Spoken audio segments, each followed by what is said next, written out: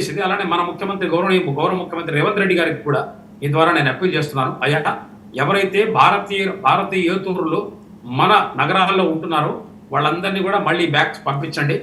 వాళ్ళకి ఎవరెవరు సహాయం చేశారో వాళ్ళందరి మీద దేశ విద్రోహ చట్టాల మీద తీసుకోండి. వాళ్ళలో ఎవరైనా పశ్చిమ బంగాల్లో ఉండే ఐఏఎస్లు, ఐపీఎస్లు లేదా వాళ్ళ కింద ఉండే ఆర్డీఓలు ఉన్నా సరే వాళ్ళ మీద ఎఫ్ఐఆర్లు వేసి దేశద్రోహ చట్టం కింద వాళ్ళని అరెస్ట్ చేయండి సార్. సార్ ఒక ప్రశ్న ఇక్కడ ఒక ప్రశ్న డాక్టర్ రమేష్ గారు, పశ్చిమ బెంగాల్లో ఐఏఎస్ ఐపీఎస్లు కూడా బంగ్లాదేశ్ రూట్స్ ఉన్న వాళ్ళు ఉన్నారా?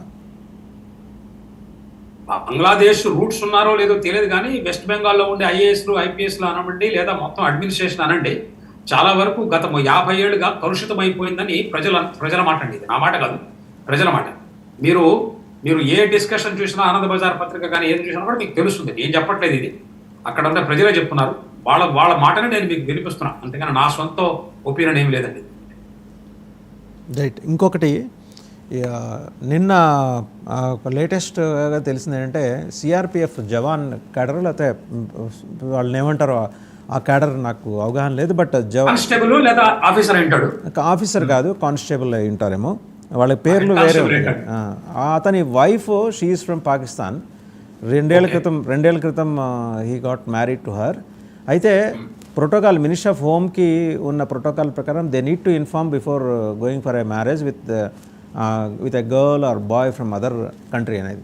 అది అతను చేయలేదట. ఇప్పుడు ఆ అమ్మాయి నేను వెళ్ళను పాకిస్తాన్ వెళ్ళని ఇక్కడే ఉంటాను, and she has strong connections with the terrorist groups అని ఆ అనుమానంతో Jammu Kashmir police they have asked her to leave the country, but వెళ్ళనని మొరాయిస్తుంది. ఇది నేను చెప్పింది కేవలం ఒక ఉదాహరణ, ఒక క్లాసిక్ ఎగ్జాంపుల్ మాత్రమే. ఇలాంటివి కొన్ని వందలు ఉన్నాయి.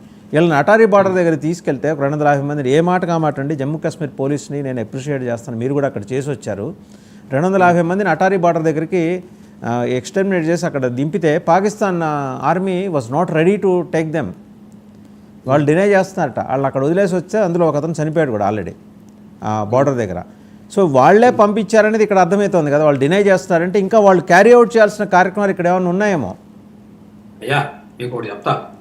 కార్గిల్ వార్ తర్వాత చాలా జరిగినటువంటి టెర్రరిస్ట్ అఫెన్సెస్ లో పాకిస్తాన్ ఆర్మీ వాళ్ళు డైరెక్ట్ గా పార్టిసిపేట్ చేస్తే వాళ్ళని మన ఆత్మరక్షణ కోసం మనం వాళ్ళని ఎక్కడికి పంపించాలో అక్కడ పంపిస్తే ఆ శవాల్ని కూడా రిఫ్యూజ్ చేశారు. అలాంటి పరమ దుర్మార్గమైనటువంటి ఆ ఆర్మీ, అది ఆర్మీ కాదు, అది గ్యాంగ్స్టర్. అది దానికి ఇప్పుడు మునీర్ గారు వెళ్ళిపోయిన తర్వాత అక్కడ వాళ్ళకు జనరల్ ఉన్నాడు, దావుద్ ఇబ్రహీం అని. ఆయన పిలిపించి జనరల్ ఇస్తే బ్రహ్మాండంగా ఉంటుంది నా ఉద్దేశం. అలానే హఫీజ్ సయీద్ ఉన్నారు కదా, జనరల్ హఫీజ్ సయీద్, వారికి కూడా ఆపర్చునిటీ ఇవ్వాలండి. పాపం ఎంతకాలం వారు స్పీచ్లు ఇచ్చుకుంటూ కూర్చుంటారు, కరెంగే ఎంతకాలం. పాపం ఒకసారి ఒక ఆర్మీ హెడ్ ఇస్తే బాగుంటుంది కదా, బాగా గాడి పెంచుకొని ఇది చేస్తుంటారు ఆయన. ఆ ఉద్దేశంలో హఫీజ్ సయీద్కి, మునీర్కి, జిన్నాకి ఏమీ తేడా లేదండి. ఆ state right from the beginning is a big fraud. ఒక కాన్స్టిట్యూషను వాళ్ళు లేకపోతే, ఇప్పుడు మీరు అన్నారు మన వాళ్ళు తీసుకెళ్ళి వాళ్ళని as per law, as per passport act, as per the Bharatiya Nyaya Sanhita, సురక్షా సంహిత ప్రకారం వాళ్ళని తీసుకెళ్ళి బార్డర్లో పెట్టారు. ఆ గవర్నమెంట్ ఏం చేయాలి? వాళ్ళని తీసుకోదండి.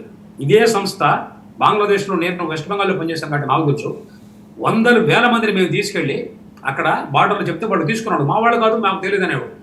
పుష్ చేస్తే మళ్ళీ ఇంకో రూట్లో వచ్చేవాడు. మన దేశంలో ఉన్న అక్కడ దౌర్భాగ్యం ఏంటంటే కొన్ని చోట్ల మనుషులు కొంచెం వ్యవస్థ డబ్బులు తీసుకుని వీళ్ళని మళ్ళీ తీసుకురావడం ఒకటైతే, ఇంకొకటి సోకాల్డ్ హ్యూమానిటేరియన్ గ్రౌండ్ మీద చేసేవాళ్ళు. నాకు తెలుసు ఒక ఎంపీ గారు, అగైన్ వెస్ట్ బెంగాల్ నుంచే, ఇప్పుడు లేరు, వారు చనిపోయారు, మహానుభావులు. వారు కూడా ఈ మన పాకిస్తాన్ కమ్యూనిటీకి చెందిన వారే. వారు అనేవారు, చంద్రాయణలో ఏముందండి, ఎందుకు చంద్రాయణ పంపిస్తున్నారు మీరు గ్రహాల్ని? ఆ డబ్బులు పెట్టి మాలాంటి వాళ్ళకి ఇస్తే మేము కొంచెం ఇవి చేసుకుంటాం కదా, ప్రార్థనాలయాలు కట్టుకుంటాం కదా అనేవాడు. ఏం చెప్తారు వీళ్ళకి ఒకటే మార్గం అండి, let the law take its own course, let this book take its own course and let law prevail, let rule of law prevail. I'm very happy today that 28 మంది ప్రాణాలు ఇచ్చిన తర్వాత దేశంలో రాజ్యాంగానికి ఒక రెస్పెక్ట్ ఇస్తూ కోర్టులు అన్నీ కూడా ఒక తాటి మీద నిలబడుతూ వీటన్నిటిని కూడా సరిగ్గా సక్రమంగా చేయగలిగితే అందరికీ తెలిసి వస్తుంది. ఇంకొకటి, ఎవరికైతే ఇక్కడ ఈ మ్యానిపులేట్ చేసి వచ్చారో వాళ్ళందరినీ పట్టుకోవాలండి. అందుకని నేను గౌరవనీయులటువంటి హోంమంత్రి గారికి మీ ద్వారా విన్నపం చేస్తున్నానయ్యా, సిబిఐలో స్పెషల్ రిక్రూట్మెంట్ చేయండి, ఎన్ఐఏలో స్పెషల్ రిక్రూట్మెంట్ చేయండి, మీరు డెప్యుటేషన్ మీద తీసుకోవద్దండి, ఆఫీసర్స్ని రిక్రూట్ చేయండి. ప్రస్తుత పరిస్థితి యుద్ధ ప్రాతిపదిక మీద మొత్తం దేశాన్ని శుభ్రపరచాల్సిన అవసరం ఉంది. దేశంలో దాదాపు 10 లక్షల మంది పాకిస్తానీ నాగరికులు ఉన్నారు. వారికి సపోర్ట్ చేస్తే ఇక్కడ పొలిటికల్స్, అక్కడ కార్పొరేటర్ దగ్గర నుంచి ఎమ్మెల్యేల దాకా ఎంతో మంది ఉన్నారు. వీళ్ళందరూ కూడా ఎలాగోలని ఎప్పుడైతే వీళ్ళకందరికి ఓటు హక్కు మనం తీసేస్తామో అప్పుడు మళ్ళీ ఎవరికైతే వీళ్ళని సపోర్ట్ చేస్తున్నారో వాళ్ళే వీళ్ళని ఎలాగొడతారండి. ఎందుకంటే వీళ్ళకి ఓట్లు ఉన్నాయి కాబట్టి వీళ్ళు ఎంటబడుతున్నారు. ఎప్పుడైతే ఓట్లు లేకుండా చేస్తామో అప్పుడు. కాబట్టి అమెరికాలో ఉండే సిటిజన్షిప్ యాక్ట్ లాంటిది మనం తీసుకురావాలి. అమెరికానే కాదు, ఆస్ట్రేలియాలో, జర్మనీలో ఎన్నో చోట్ల మన దేశం యొక్క సిటిజన్షిప్ అనేది అట్లా పడేస్తే ఒక కుక్కకి పరిచే బిస్కెట్ లాగా కాకుండా దానికి ఒక రెస్పెక్ట్ ఇవ్వాలి. మన పాస్పోర్ట్కి రెస్పెక్ట్ ఇవ్వాలి. ఆల్రెడీ మనం